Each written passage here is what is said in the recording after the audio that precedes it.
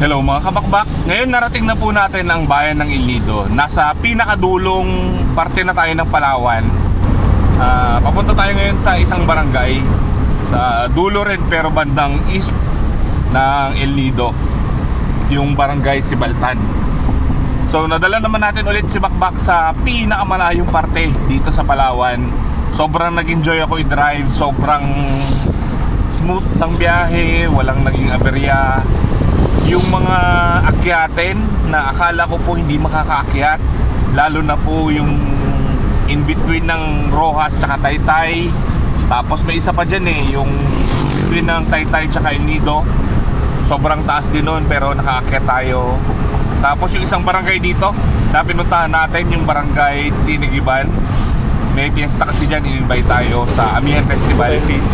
Tapos na-feature natin yung karera ng mga kalabaw. Nung araw po mahirap yan pasukin kasi napaka taas nung kalsada, tapos rough road. Ngayon sementado pero sobrang taas pa rin po ng akyatin. Kinaya nung ating minivan yung papunta tsaka pabalik. Yung pabalik hindi lang tayo nakabuelo nung bandang taas na, pero okay naman, smooth pa naman yung pag-akyat natin. Narating natin yung highway palabas ng barangay Tinigiban ng maayos. Medyo kasi makipot yung kalsada. Tapos pag may kasalubong talagang kailangan mo magminor dahil malalim po yung gilid ng kalsada. Wala siyang tambak na lupa. Kaya isang pagkakamali mo lang sa liko, pwedeng malaglag yung gulong. Talagang kailangan mo i-rescue. Kaya maingat din tayo palabas. Pero kahit matarik po yun, kayang-kaya ng ating minivan. So nakapagbiyahe tayo ng napakalayo gamit itong minivan natin. Dala-dala natin lahat ng gamit. May tulugan tayo, lutuan, lahat kompleto. May mga jug, ice box, para just in case na may makita tayong spot na pwede natin tulugan, anytime pwede tayong mag stop over, pwede rin tayong mag overnight. So far napakaganda nung biyahe. Tapos ang tipid po, nagulat yung taga Petron doon sa bayan na kinargahan natin kasi nagpakarga tayo. Parang 18 liters lang yung kinarga natin. Ang pinagbabasihan kasi niya yung amount nung pag full tank. Nung nagpa full tank tayo, medyo mahal po kasi dito sa El Nido. So yung 18 liters natin, inabot tayo ng 1,300. So kulang-kulang 1,300. Pero yung mga maliliit daw na sasakyan, yung mga 1,000cc, pag nagpapakarga daw sila galing din ng puerto, inaabot ng 1,800 yung kanilang fuel. So far mas matipid yung ating minivan. Tsaka hindi naman tayo nagwaswas kasi yung takbo natin talagang smooth lang. Naglalaro lang tayo ng 60 hanggang 80 kilometers per liter. Hindi naman tayo nagpiga-piga ng akselenyador. So ngayon po dito sa El Nido pala ay sunod-sunod yung pesta. Ito yung lugar ng Pasadena. May festival din po dito. Ang festival nila ay Sigawan, parang Sigawan Festival. Nakalimutan ko lang yung term, ilalagay ko na lang dyan yung kuyunin word ng Sigawan. Marami po yung napuntahan natin nakaraan sa Manlag, Barangay Manla Festival naman, yung mud crab na parang scorpion na lobster sa Bakawan. Yun yung kanilang trademark. Tapos dito sa Tinigiban, Amihan naman.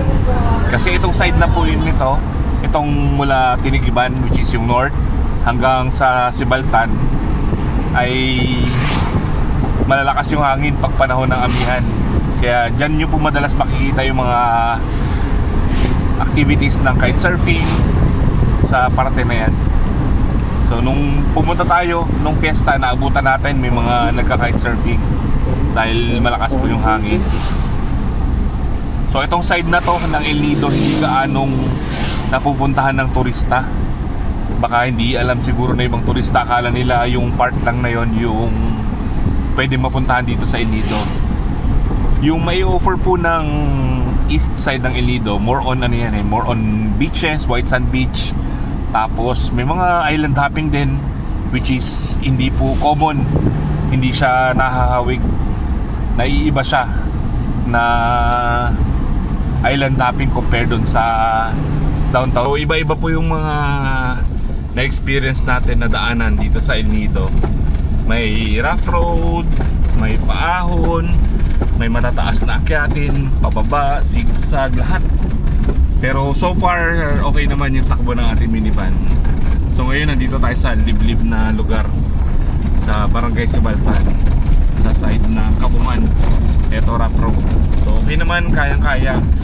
Na-experience ko po dito sa minivan, kahit nung nag-drive tayo sa Sementado, sa National Highway, may mga butas kasi yung kalsada. Kahit po nag-shoot doon yung gulong natin, hindi ganun kalakas yung kalabog ng sasakyan. So hindi ko rin alam kung dahil sa suspension, pero so far okay naman. Hindi rin siya biglang lumiliko or gumagalaw yung manubela kahit na-shoot yung gulong sa harapan. So siguro hindi naman ganun kalalakihan yung mga butas, pero delikado pa rin yung butas na yun. Kasi meron tayo nakita na nakamotor na na-shoot doon sa butas, muntik na nagsimplang.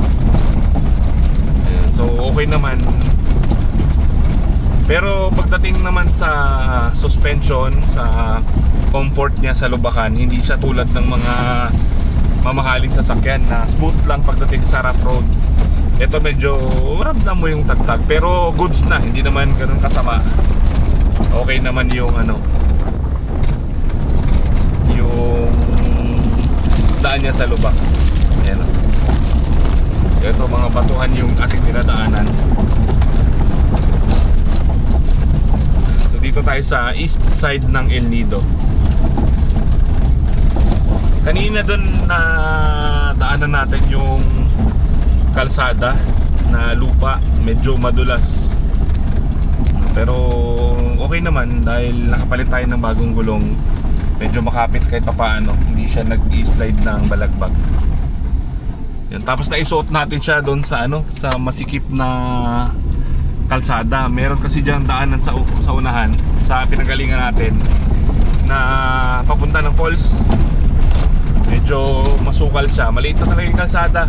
Siguro mga wala nang isang tangkal yung pagitan ng minivan tsaka yung mga putol na kahoy. Ganun na siya kaliit, pero kasya yung minivan. So yun yung maganda sa minivan, kahit maliliit yung kalsada, basta pumasok yung harapan at pumasya yung mga top down, kasya na rin si minivan. Mas komportable pa rin ako dalhin itong minivan pag nagbabiyahe kasi dala-dala lahat ng gamit, mga pangluto, higaan, may unan pa tayong dala, may mga camping chair, pati yung mga gears natin pang vlog, nandyan lahat kasya. May power station pa tayong dala-dala. So okay naman kasi malapad, maluwag yung ating minivan. Okay siyang ipang long drive. So marami nga nagulat sa mga kakilala natin dito sa El Nido na kaya palang ipang biyahe-biyahe yung minivan dito sa lumalayo, kahit sa mga liblib na lugar. Yun, talagang na-enjoy ko yung pagdadrive kasi hindi ako bothered dun sa fuel consumption niya. So nasukat natin nakaraan yung sa video natin galing Puerto Princesa, around 265 kilometers. Ang na-consume lang natin ay 18 liters ng gasolina. Tapos nagpa-full tank tayo. So ngayon halos magkakalahati. Pero marami tayong naikot dito sa El Nido. Nakadalawang balik na tayo guys dito sa Sibaltan. Nakadalawang balik na tayo. Nakapunta tayo ng Barangay Tinigiban. Nakapunta tayo ng Barangay Manlag. Tapos nakaikot-ikot pa tayo sa bayan. Nakapasok pa tayo sa Leo. So yan lang nakagastos, no? Wala pang kalahati. So yun. So overall experience, panalo yung minivan. Wala akong masabi. Basta wag lang kayo maghangad ng sobra-sobra. Ma-appreciate nyo rin yung ganitong kaliit na sasakyan. Yun lang guys, kita-kits sa mga susunod na adventure. Bye bye.